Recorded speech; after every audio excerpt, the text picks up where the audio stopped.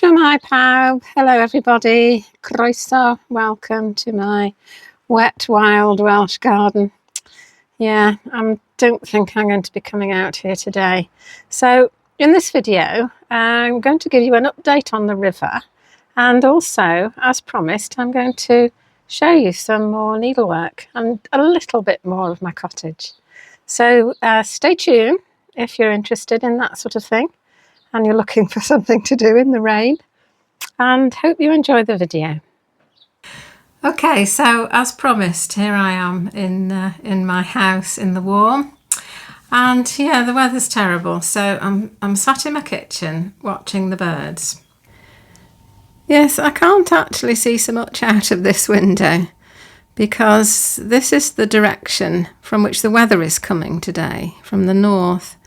And so this is the window that's covered in raindrops. But if I go round, that's my view out of the back door. A little robin there on the step. And then that's the view through my window over the sink. So yeah, I actually have a 180-degree view of my garden from the kitchen.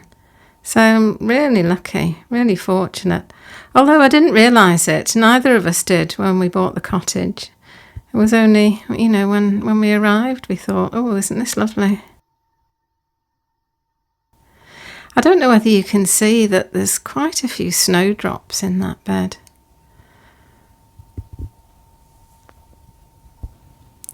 And there's snowdrops and crocuses in that bed, and a hellebore. And crocuses in the lawn, and a blackbird. Oh, 2 blackbirds.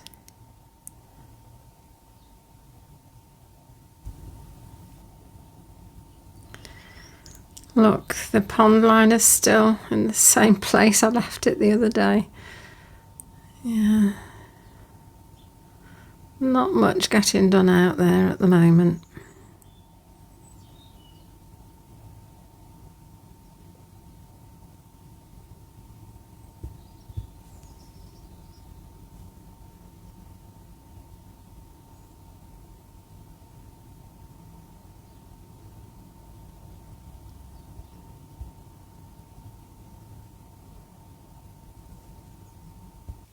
I'm actually writing an email. Very quick update for those of you who haven't been around for the last 2 years. I have an ongoing situation with the local water company, Welsh Water, about a manhole cover on the river that leaks raw sewage every time it rains. The heavier the rain, the more the sewage it leaks, and the less rain, the less it does. But it does it all the time. And I've over the winter, I said I was going to report it every time it rained, and just annoy them. But it's such a depressing thing to do. So I've just been doing it once a month. Anyway, I had a long chat with a chap last week who said basically that Welsh Water aren't going to do anything more about it because it hasn't got enough points. They operate a point system. So every time the incident is reported, it gets a point. And then when it's sort of accrued enough points, they have to do something about it because it sets off an alarm somewhere. And then I think if they don't, they'll get fined. So I said, well, how many points short am I? And he wouldn't tell me. So I said, well, so basically I've got to report it more often, or I've got to get a few more people to report it. And he said, well, yeah, either of those will do. So I thought about it. And then I thought of our local community magazine, which is delivered to every house in the Swansea Valley. And I decided that I would write to them. And this is what I've written. Rivers have rights, but they do not have a voice, and they need people to speak for them. If you have walked the footpath along the River Towie at my village, you will surely know that there is a manhole cover which leaks raw sewage whenever it rains. If you go there during the heavy rain, you will see the drain cover lifted up by the force of water, the dirty water rising like a fountain onto the path and flowing like a waterfall into the river.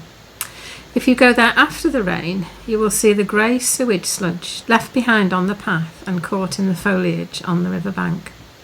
You cannot walk along there without getting it on your shoes, and people walking their dogs have to carry them across the polluted ground.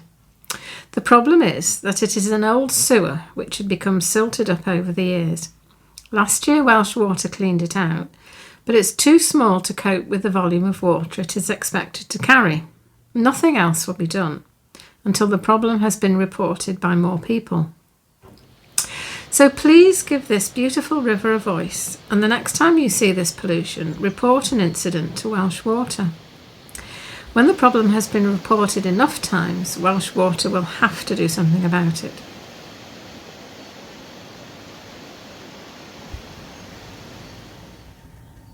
And this is looking back the other way. So I wonder if anybody else will report it. You see, I think where local people are concerned, they just say, well, it's always been like this, and they just kind of accept it. So, yeah, I wonder. I wonder if anything will ever get done. And as promised, I'll show you some more needlework. But we have to go through to the front room where I've looked some out for you. Go through the sitting room. And this is what the fireplace normally looks like without the fire lit, because although it's a horrible day, it's actually quite mild and it would be too warm. But this is something that I used to do. I used to collect these jam pots and honey pots, because you used to be able to pick them up for a few pounds, you know, in charity shops and vintage fairs and things, but very difficult to get hold of now. Some of them are jam pots and some of them are honey pots, and you can tell the honey pots because they've got a bee on top. And then there's a bit of crocheted bunting that I did years ago. And these are the dried flowers and seed heads from my garden. The everlasting flowers I grew in my greenhouse and then just hung them up in the shed to dry. But there's hydrangeas and alliums and teasels and opium poppies and love in the mist. And I think that's all. And I did have two arrangements like that. I had that one there and then one in that little cubby hole there. But my daughter took a fancy to it and I gave it away. So yeah, it looks a little bit empty and lonely, doesn't it? I'm looking for something to put in there, to be honest. I don't have many plants in here because it's so dark, but these are three that have been here for years. Yes, one's an aspidistra that used to be able to survive smoky Victorian parlour rooms, so that's quite happy here. And then, what do they call them? Devil's ivy, which seems to be quite happy. And then this other tall one, I've absolutely no idea what it is. And they're all in an ancient brass jam pot that belonged to my mother. So we go through the hall and into the dining room. This is a bit of a dumping ground as well as a bit of a plant room. Yeah, I've got plants over there. And then this is an old piano, and nobody plays it anymore, so I painted it green and turned it into a plant stand. So just to show that this is a gardening channel, I've got potatoes chitting. But needlework, I was looking at this and I can't quite work it out. I think this is my grandmother's, I think she probably made this as a kind of an exercise when she was a young woman or maybe even a teenager, because it's made out of napkins that have all been beautifully hemmed and crocheted together. And the secret of doing this sort of work is to make it just as neat on the wrong side as it is on the right side. So you actually can't tell which way up it goes. Of course, if I was going to display it, I would put the iron over it, but you kind of get the idea. And then I've got a little case here with some things in, and I'll lay them out so you can see them a bit better. There you go.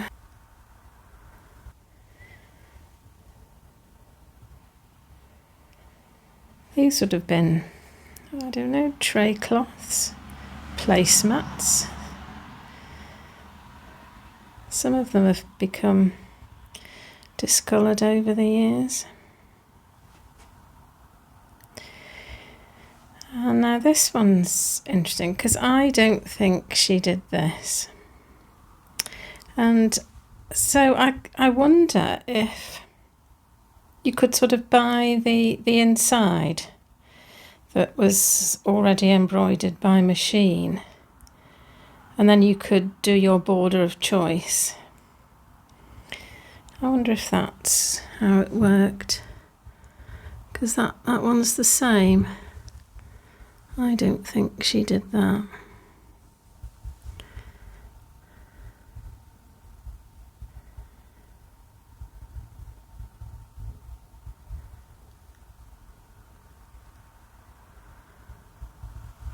But she used to sit for just hours and hours and hours crocheting.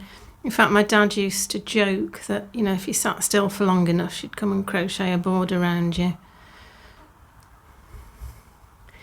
And then I wondered what to do with these.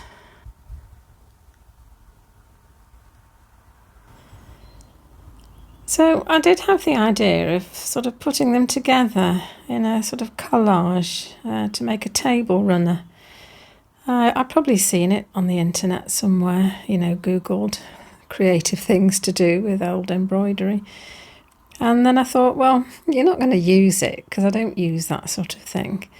And I'll only put it away in a drawer and it'll just be like it was before, except they'll all be sewn together.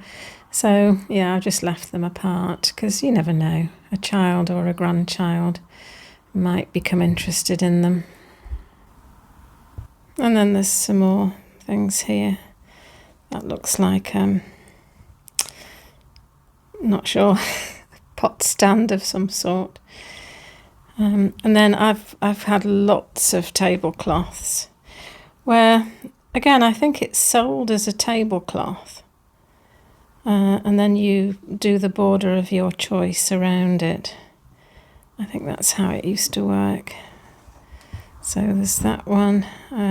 I've got more as well. Too many. More tablecloths than you can shake a stick at. And then these little tiny hankies. And she's crocheted all around it. Put it there in the light. Yes, that's a very simple border. And then that one's a bit more complicated. But they're so flimsy. I mean, one nose blow and that would be in shreds, wouldn't it? Yes, I think they were for delicately dabbing your eyes, you know, when you were having a turn. And then those simple ones were probably everyday use. And then these would have been for Sunday best.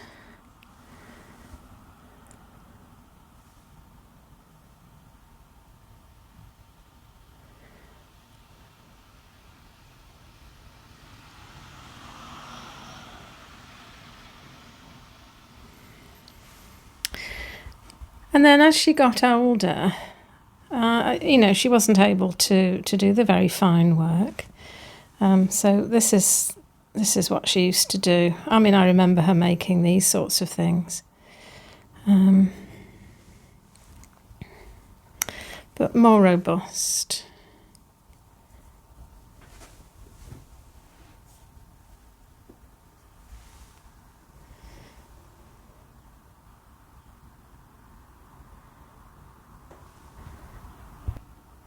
And then on the chair in the corner is another example of my mother's patchwork quilting. This was made for me actually when I was at university, when I was a postgraduate.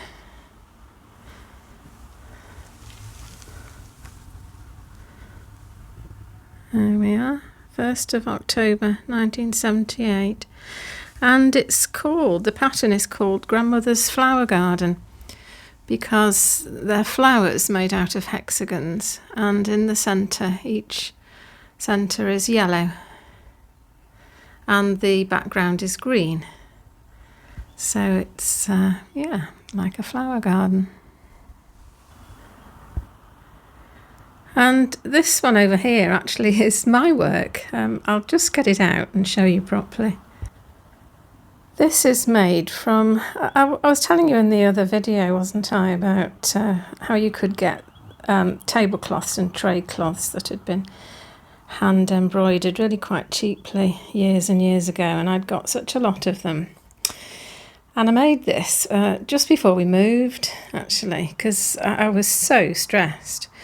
It's such a stressful thing, moving house. You know, there's so many things that could go wrong. Didn't realise it was all going to go wrong when we'd actually moved, but at the time all I wanted to do was move. And, I don't sleep well at the best of times, so I wasn't sleeping. So I used to get up in the night and do this. I call it stress sewing. Yeah, and then I ran out of tray cloths and tablecloths, and it wasn't really big enough to do anything particularly with, so it just hangs over the backs of chairs, and it just looks pretty, really. So that's it for the needlework video. Thanks for joining me in my wild Welsh cottage, not in my wild Welsh garden. But hopefully the rain will stop at some point and I shall be able to get out into the garden and carry on my wilding journey. And if you're interested in joining me, then, like the video, subscribe to the channel, and I'll see you in the next video. Bye! Hwyl fawr!